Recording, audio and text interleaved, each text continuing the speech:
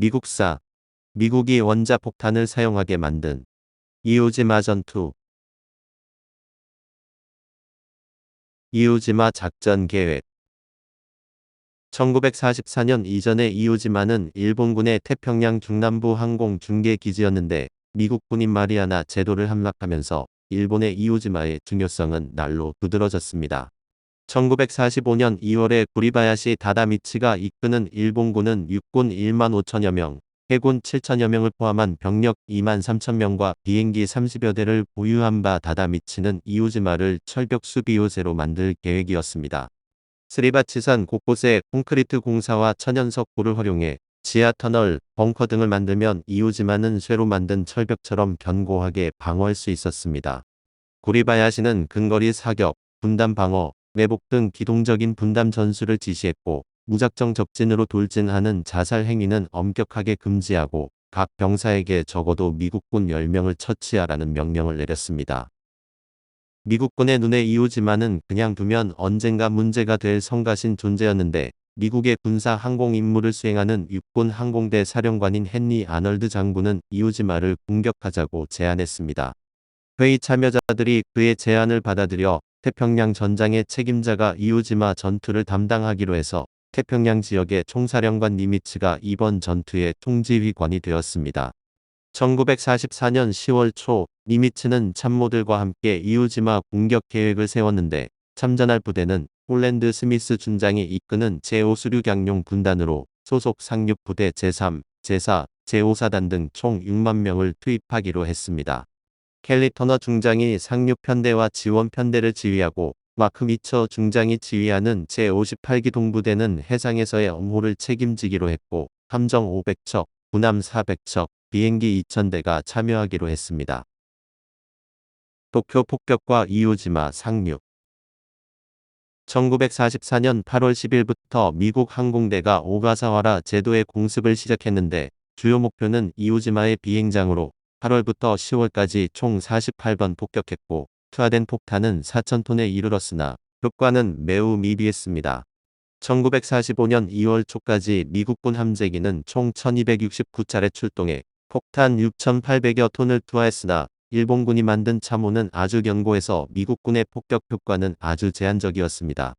1945년 2월 2일에 니미츠는 미국군의 해군 기지 울리시를 방문해 이오지마 작전 준비 상황을 시찰했는데 제5함대 사령관 스프루언스가 함재기를 이용해 일본 본토 관동 지방 비행장을 통제하자고 제안에 동의했습니다.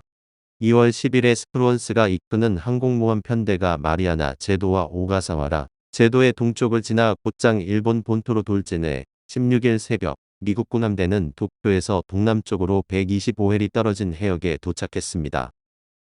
그날 미국 항공모함 편대는 함재기를 천여 차례 출동시켜 도쿄의 각 비행장을 공격했고 이튿날 다시 함재기를 500여 차례 출동시켜서 관동 지방의 비행장, 비행기 제조 공장, 정박한 선박 등을 폭격했습니다. 이 공습은 일본군의 관심을 끌기에 충분했는데 그날 오후 미국군 함대는 남쪽으로 이동해 이오지마 전투에 참전했는데 1945년 2월 19일 터너가 이끄는 상륙편대가 스프루언스가 지휘하는 항공모함 편대에 합류했습니다.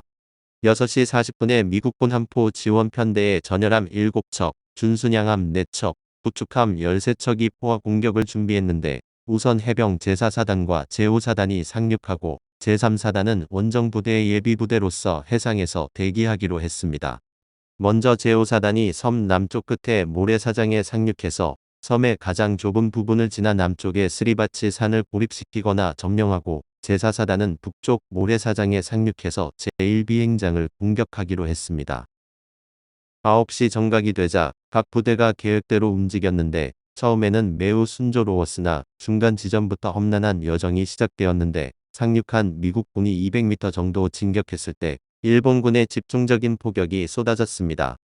순식간에 미국군은 엄청난 사상자가 발생했고 더 이상 전진할 수 없었는데 적격 피해가 적었던 제5사단 제1본부 28대대가 먼저 이오지마의 가장 좁은 지역을 지나 스리바치 산과 다른 지역의 일본군 연결선을 끊었습니다. 제2본부 28대대가 나서 스리바치 산을 공격했는데 함포의 지원 사격을 받으며 미국군 상륙부대는 힘겹게 앞으로 나아갔고 미국군은 그날 하루 동안 5인치 포탄 38,558발을 발사했습니다. 9시 30분 미국군 전차는 도착하자마자 상륙 부대가 전진할 수 있게 엄호했고 1시간 후 미국군 보병 8개 대대와 기갑 1개 대대가 상륙 거점을 최대한 확대하기 위해 지원에 나섰습니다. 해가 질 때까지 미국군 약 3만 명이 이오지마에 상륙했고 3,600m 폭의 650m에서 1,000m 깊이의 여러 상륙 거점을 점령했습니다. 고통스러운 전투의 시작 2월 20일 8시 30분 미국군 상륙 부대가 공격을 시작했는데 제4사단은 계획대로 제1호 비행장을 공격해 섬 남쪽의 일본군과 원산산 사이의 연결선을 끊었고 제5사단은 스리바치 산을 공격했습니다. 사상자가 늘어나자 2월 21일에 미국군 제3사단 21대대가 전투에 투입되었고 2월 23일 미국군 제4사단은 제2호 비행장에 총공격을 퍼부었지만 일본군의 방어선이 튼튼하게 짜여 있어 전진 속도가 느려졌습니다. 4일간 힘겨운 전투를 치른 끝에 제5사단 28대대는 10시 20분에 마침내 스리바치 산 정상에 올라 미국 국기를 꽂았고 4시간 후 28대대 병사는 그보다 큰 성조기를 꽂았습니다.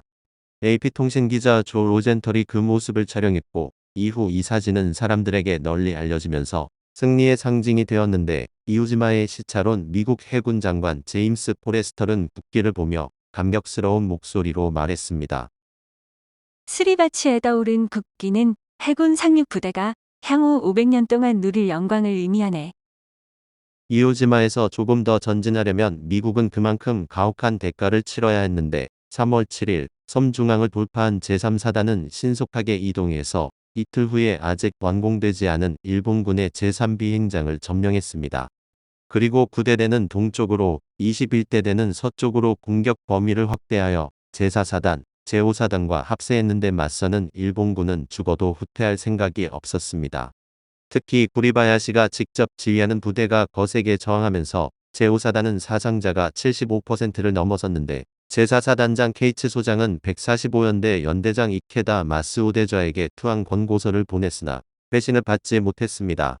3월 16일 저녁 6시 미국군이 이오지마 점령을 선포했으나 전쟁은 아직 끝나지 않았는데 24일에 미국군은 남은 일본군을 섬 북부의 2100제곱미터에 몰아넣었습니다.